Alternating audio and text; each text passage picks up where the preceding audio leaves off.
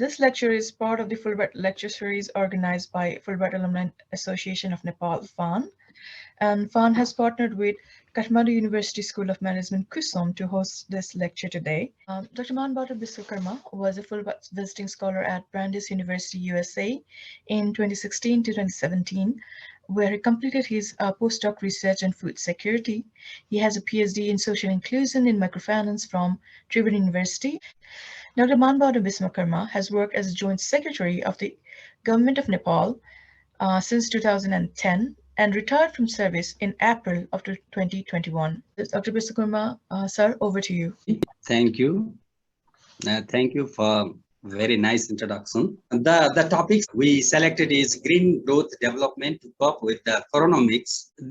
These are the presentation outline. I will talk a little about COVID-19, then the impact of COVID-19 pandemic, that is the Coronomics, and we'll talk about green growth, global perspective, Nepalese perspective, then how to greening the development in a new normal condition. COVID-19, it has evolved in Wuhan, China in December 2019 and named COVID-19 in February 11 by WHO, which stands for the coronavirus disease that was discovered in 2019. The pandemic has been declared by WHO on March 11. The Delta variant came into the existence in May 2021. It has been detected in India.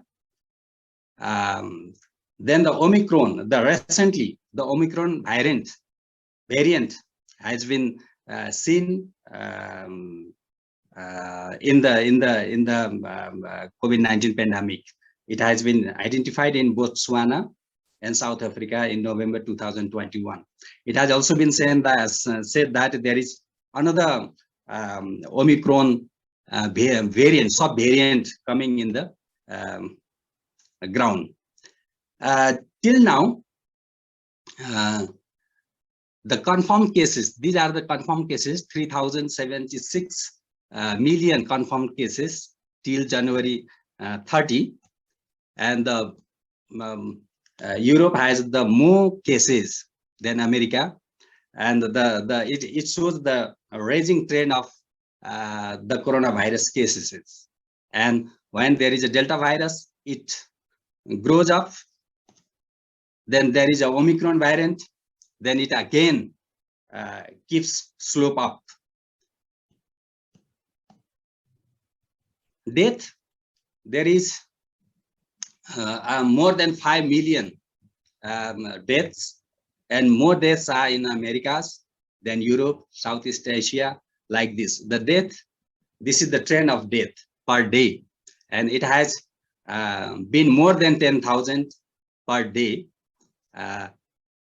And with Delta in October, with Omicron in November. This is the trend of the death confirmed with coronavirus. In Nepal, the total cases till February 2nd, that is 0.9 million, and 69,000 infected, 0.8 million recovered, and 11,000, more than 11,000 people died with coronavirus. There is 5 million PCR tests till the date. Province-wise, the Bagmati has the highest cases of coronavirus. Then we have province 1, Gandaki. Likewise, this is the trend of the cases of the coronaviruses seen in the different provinces. And the Bagmati has the highest. It is because the population of Bagmati is highest in the country. So it is related with the population density. So it has the highest coronavirus cases. Globally, almost 61% of the world population has got at least one dose of the COVID-19 vaccine. and globally 10.12 billion doses are managed globally, and it counts 21.27 million per day. However, only 10% people from low-income country have received at least one dose. Therefore, there is a very different vaccination among the countries.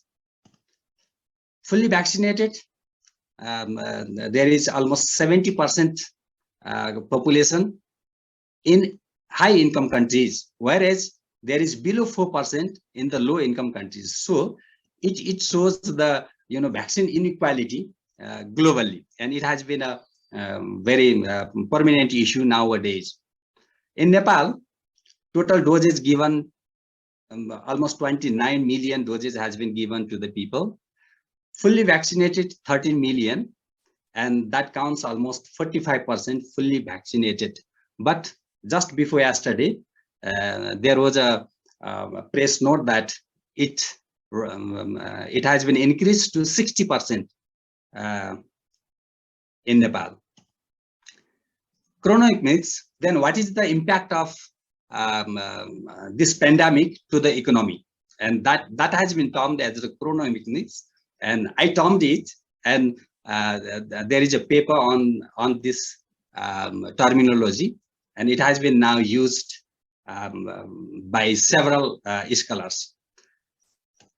The most influence that has been affected by the coronavirus pandemic is unemployment. That is the biggest challenge with this pandemic. Climate change. In terms of climate change, there is some positive impact as well. Inflation and food insecurity, that is price volatility, is severely affected. Rising debt and educational losses. The growth projection, most of the countries has the negative growth during the coronavirus pandemic. Even the advanced economy has the biggest negative growth during the period. As I said earlier, that the most affected area is the employment. There is 2.7 billion workers. 4 out of 5 of the world's human resources are in full or partial layoffs. That gives the impact of the life of the people. Likewise, there was a global trade projected fall by 27% in the second quarter of the year 2020, but it has been estimated that it has been risen even more in the end of 2020. There is a great loss of output. If there was no coronavirus pandemic, the world would have raised 12.5 trillion US dollar equivalent assets in the globe. But due to this pandemic, the globe has lost 12.5 trillion US dollar equivalent output. And that means that is the equivalent to the US GDP. So there is a big loss in the output. There is a crisis due to the price volatility. We are suffering from the inflation in several areas, and even most consumable goods like food, energy.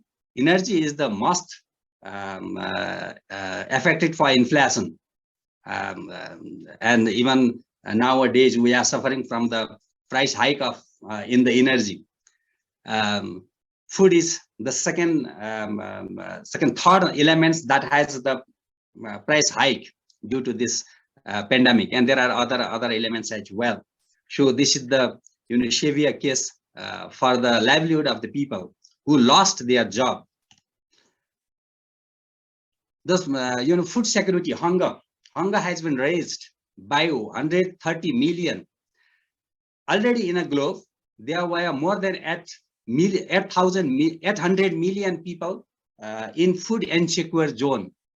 But due to this pandemic, that has raised to around the billion people having the food insecure. 320 million primary school children are missing the school. Not only missing the school, they are missing the school meals. That means they are again pushed to the food insecure zone. Oxfam estimates that this corona epidemic added half a billion people, pushed half a billion people in the poverty zone. Therefore, it is a severe case of poverty as well.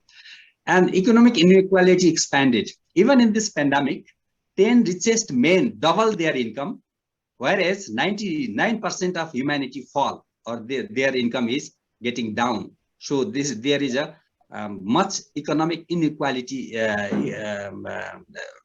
raised. And digital divide is as an issue, because during the pandemic, most of the schools, most of the offices, they use the digital workplace, and people without having knowledge of digital and digitalization and having the lack of instrument, they are deprived of having the job or having the education.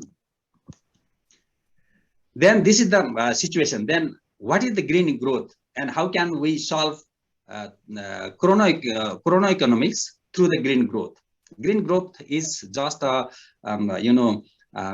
phenomena that shift the concept of not only growth but with environmental protection. Conventionally, in fact, the new liberal economy that more focuses on the growth. In any case, we should have an economic growth, but the green growth that focuses more on growth with environmental and social concerns.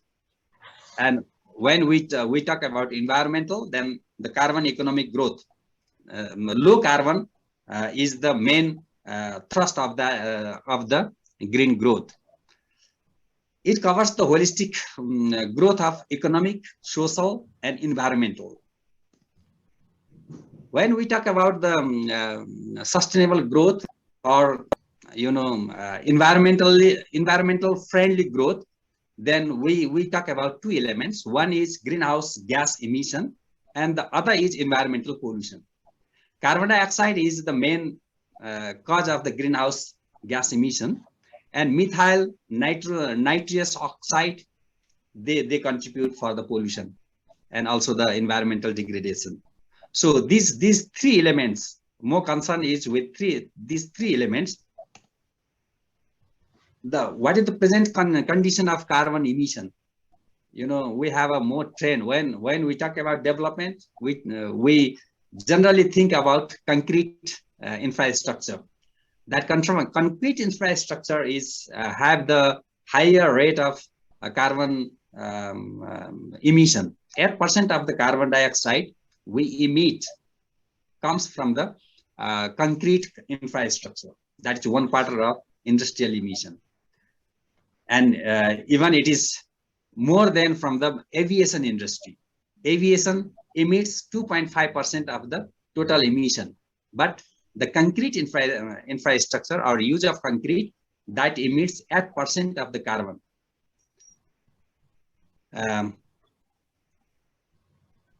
Likewise, within 3 years, we will reach to 1.5 degrees centigrade, greater than the time of pre-industrialization.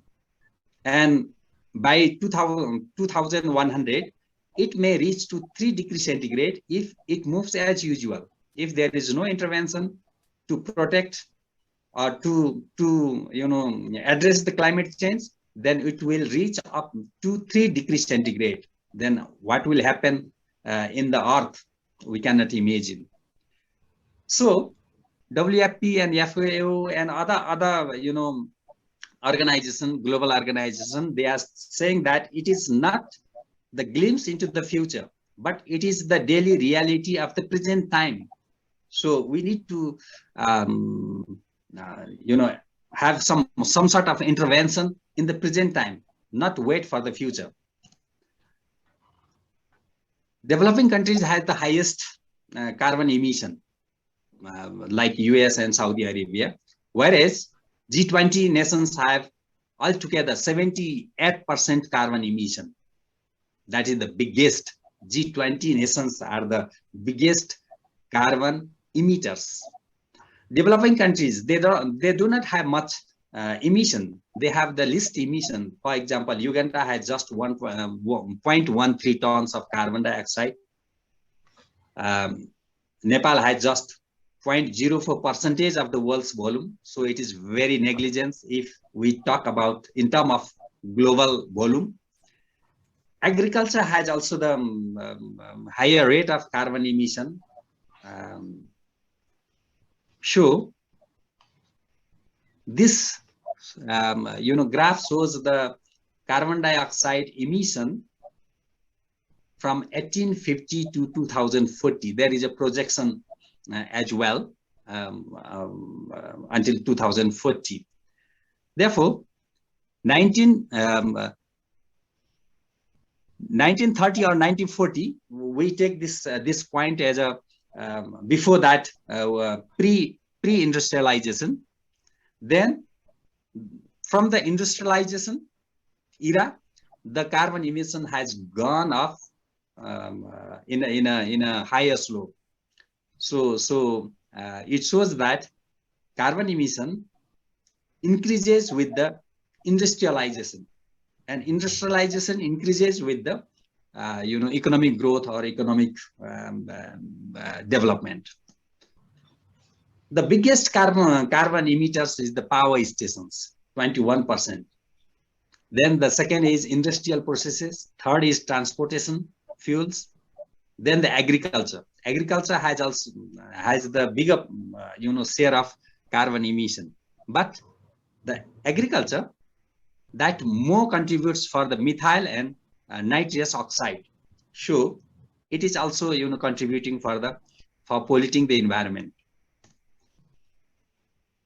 The America was the biggest carbon emitter since 2005. But when the China grows up in an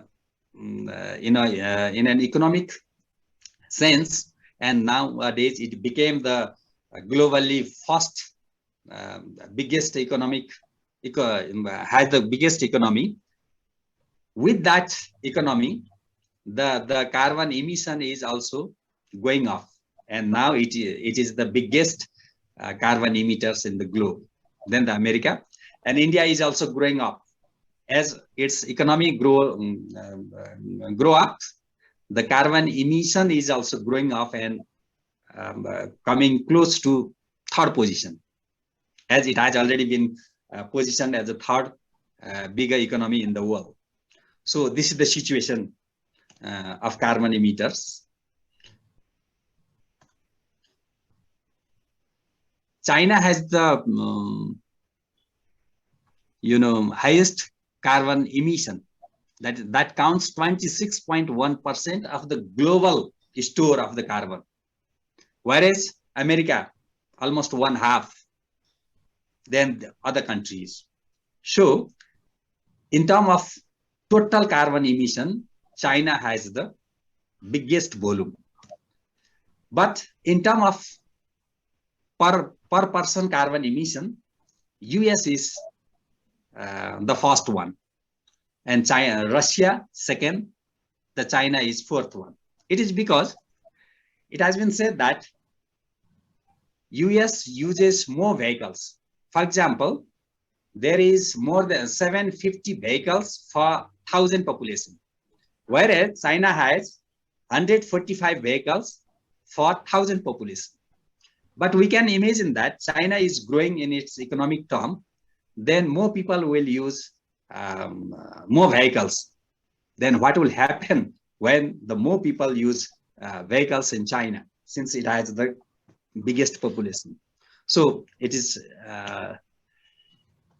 but during the pandemic, the graph shows that there is a decrease in carbon emission, all negative. So we can also say that the positive thing is due to this pandemic, the Earth gets somehow balanced, environmental position. So this is from Green Future Report 2021. However, this Green Future report, it calculates the position of 76 countries which are doing good and which are not, putting any concern in carbon emissions. So this is the condition. And these green countries with green score, they are, the countries having the, lessened carbon emission, and other countries, they are, they have the increasing carbon emission. So with this, we can say that these countries are, putting more effort for lessening the carbon emission. Likewise, that is society. How much society is aware with this carbon emission, so that they use the green infrastructure, green building, recycling, forestation around their settlement, low meat and dairy consumption. So these people, Singapore, Ireland, South Korea, these green scoring countries, they are very much performed for building green society, whereas these countries are not much aware with these things, these interventions. Again, climate policy. With green scoring, they have the good policy to address the climate change or climate change risk reduction. Whereas these countries, South Africa, Peru, Ghana, Saudi Arabia, Qatar, these countries are, they do not have much, focused policies to address this climate change risk reduction or addressing climate change. This green growth is a major contributor for sustainable development goals. That is the goal all the countries are committed for, and most of the goals are somehow related with this green growth. For example, in poverty and hunger, that is very much related to the agriculture and food security, and very much related with the environmental friendly interventions. Even planet, partnership, peace, prosperity, all these are around with green growth, and these are for the sustainable development goals. There are several global efforts to have the environmental friendly policy efforts. For example, there may be some before that 1949, but I got it from the website that the UN Scientific Conference in 1949, that is the one which spoke about the conservation and utilization of resources. It has been said that it more focused to the utilization of resources, how to utilize the resources, rather than conservation. So even it is, it has been influenced with growing the economic growth. Likewise, there was a second scientific conference in 1972 that first raised the issue of climate change, and that has been taken as a foundation for raising the issue of climate change. There was a climate conference in 1979, the Montreal Protocol in 1989, that first time talk about the ozone layer, and they make the policy for addressing that, deleting the ozone layer. Rio de Janeiro, the Earth Summit in 1992, it has been taken as a very important summit that established international environmental and development activities. And Paris Agreement, we mostly refer, when we talk about green growth and environment, we refer the Paris Agreement. It has been signed in 1915, and it set the global climate goals to keep global temperature within 1.5 degrees, not to go beyond that one. That has been set by Paris Agreement, and we all are tending to tending towards that one. COP26 also declared something based on this Paris Declaration. Now we come to Nepal. Nepal has a very diverse, environmental situation. The high with 34 degrees centigrade to low -16. That much diverse within this small territory. So with this, we can say that there is so many hazards within this range. 80% of population is at the risk from natural and climate-induced hazards in Nepal. 80% population. That's the big. During last 40 years, $6 billion physical and economic loss due to natural disasters. In 2012, we have a big earthquake, and still we are in the process of recovering that. So there is a great loss. Mountains are changing their faces. Mountain are no more in a silver color. There are so many mountains with black color. More people lost jobs, moved to poverty, hunger due to the climate change risk, due to that pandemic as well. Local food system has damaged, not only the local food system, but local systems, local knowledge, local skills, native tradition, everything has been damaged due to globalization and due to even due to the climate change. In Nepal, this is the carbon emission. In 2020, 23 million metric tons of carbon has been emitted in Nepal 2020. And in Nepal's long-term strategy for net zero emission, if it goes like this, there will be 79 million metric tons carbon emission by 2050. And the biggest contributor in carbon emission is in Nepal. This is industrial production. So industrial production has the highest contribution in Nepal for carbon emission. And the second is land use and forestry, degrading forestry, fire in forestry, that is also contributing for the carbon emission.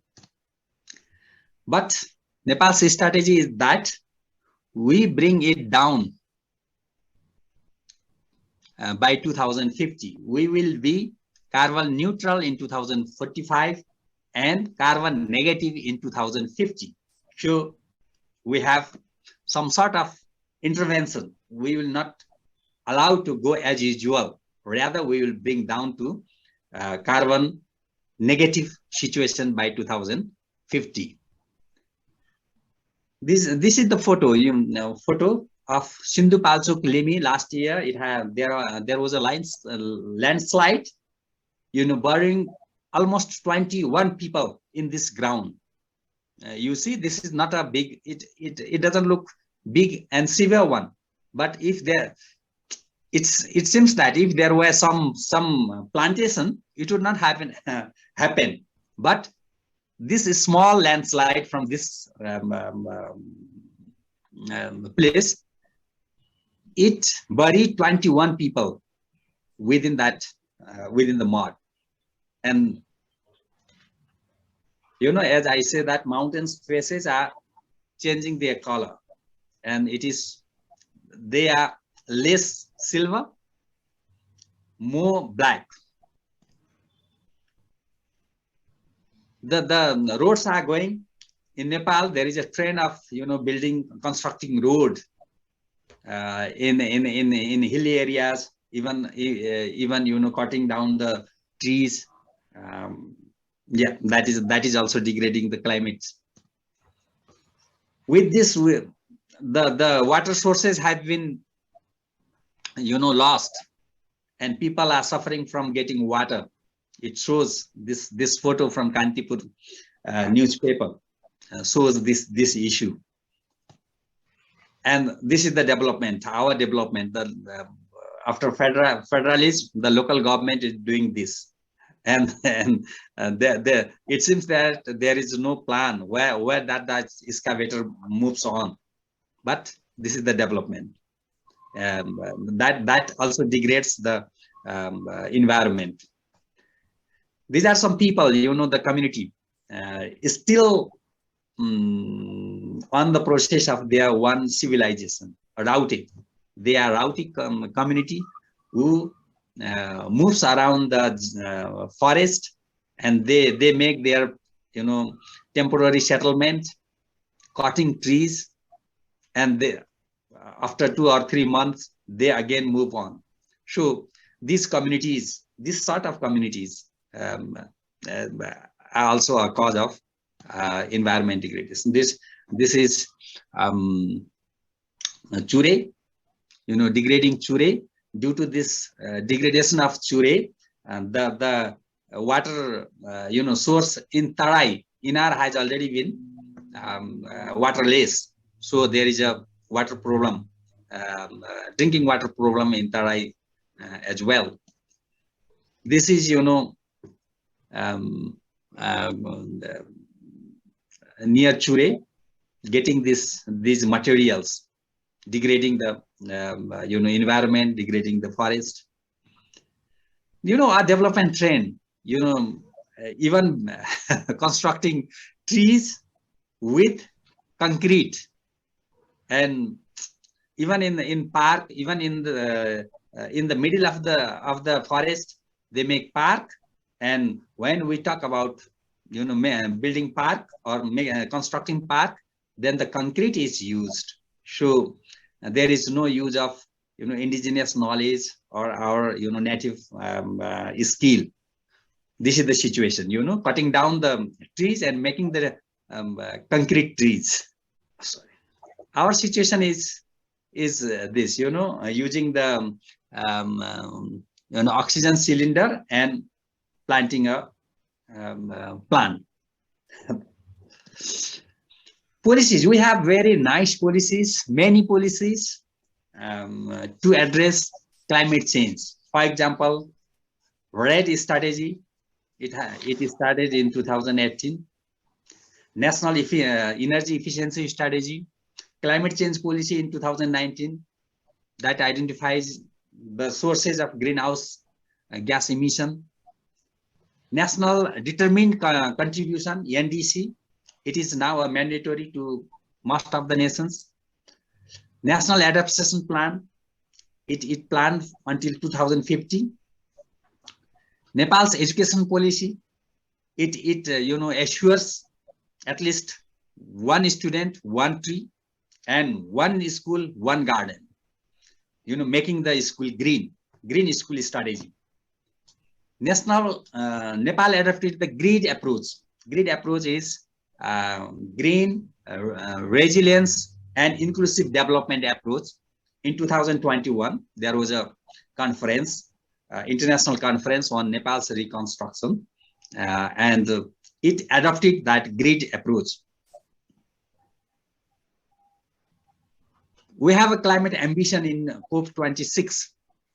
Our minister, our government,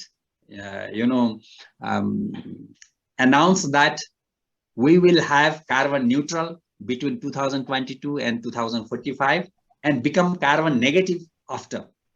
As per the strategy, by 2050, we will have carbon negative. That is again a declaration or declaration from Nepal in during COP26. For that, the cost is also estimated $196 billion will be needed to address those issues. There are some ways globally adopted. For example, ESG is one: environment, social, and governance. How to build these three elements in one, so that every development would be environmental friendly or greenery. the grid is the most accepted approach globally, which more focuses on greening the development, resilience building, especially for the country like us who suffers 80% of population suffer from calamities, and the inclusion. This is the grid's approach, and which is accepted globally. It is because it links people, planet, and economy. Previously, our new liberal economic policy that more focuses on economy, living planet, even living the people. So there are so many deprived people, and there is so many gap between have and have-nots. But this grid or green economy links all these three elements: people, planet, economy, into one circle. Green job creation is the biggest challenge, and that is there is the opportunity as well. And when we intervene well, then there will be a green job innovation. How can we do it? We can do it by reskilling the people. Our present skill may not be useful in this new normal situation. We should have more digital skill, more software skill.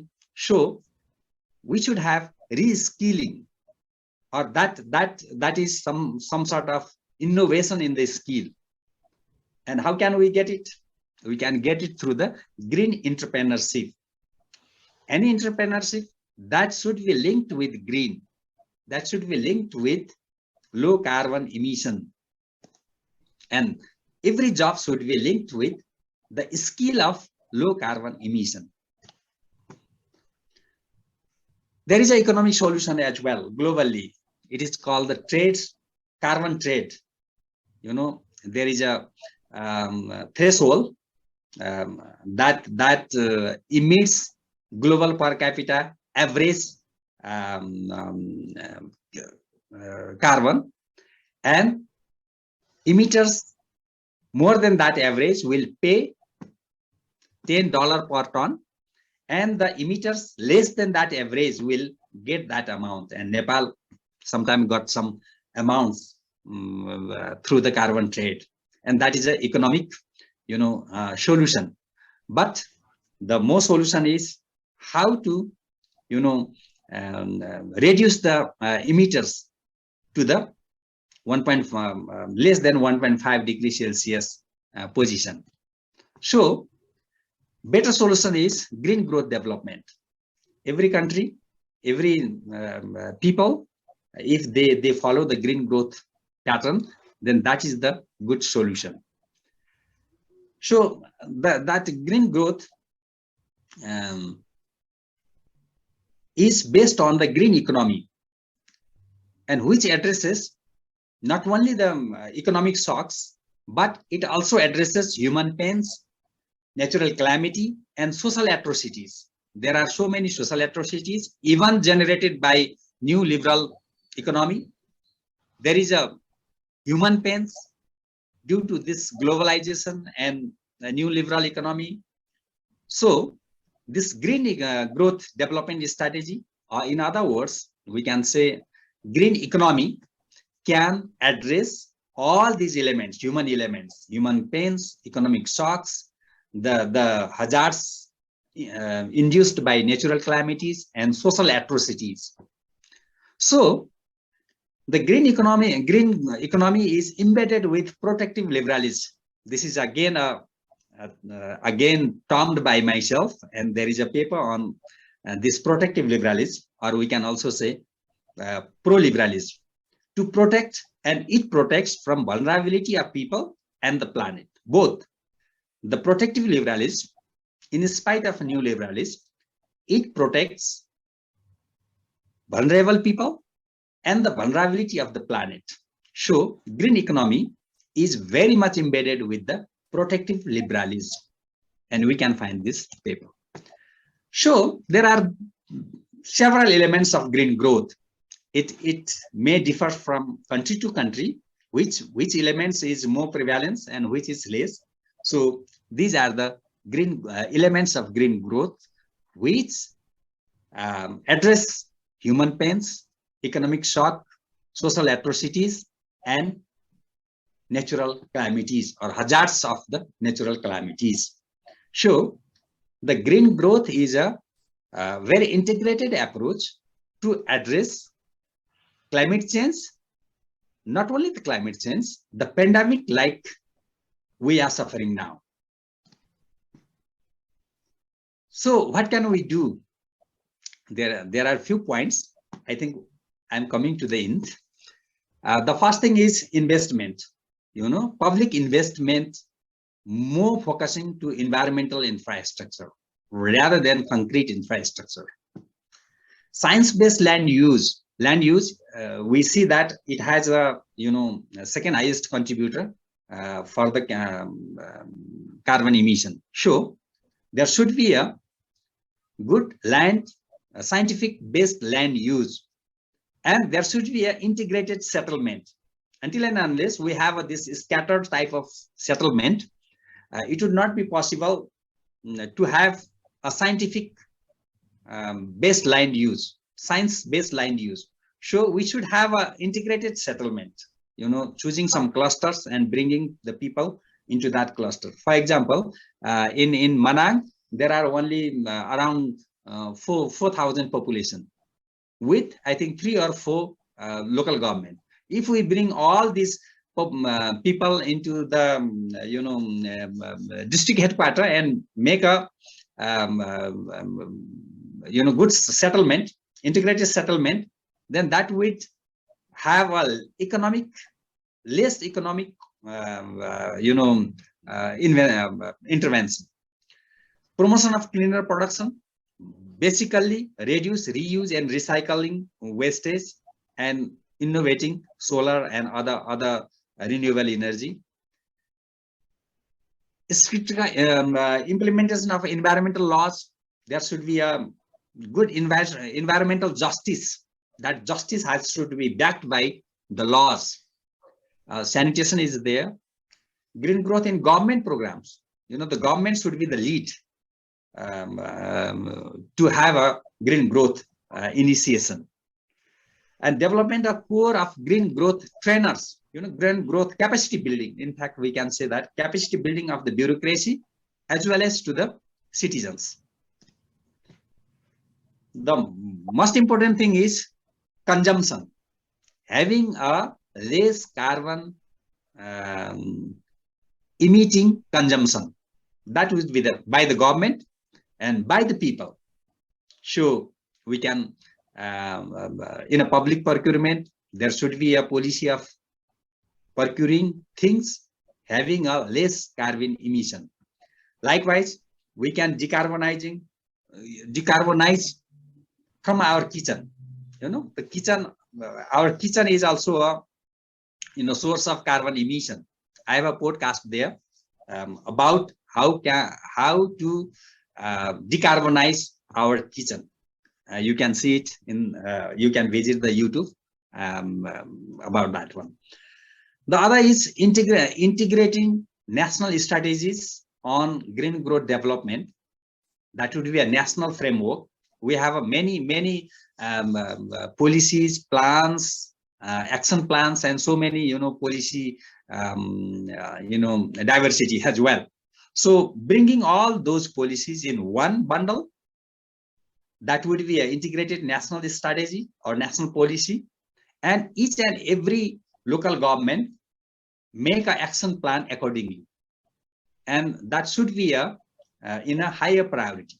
Even now, when we have a budget allocation, then we should also calculate how much that budget has impacted for environmental friendly activities, environment neutral activities, and other activities. So there is a policy, but there should be an action plan with each and every local government. And other thing is promoting and preserving our native knowledge, skill, and arts. There is a native knowledge, skill, and arts that can protect environment. That is the, these are the measures we have been able to protecting our environment.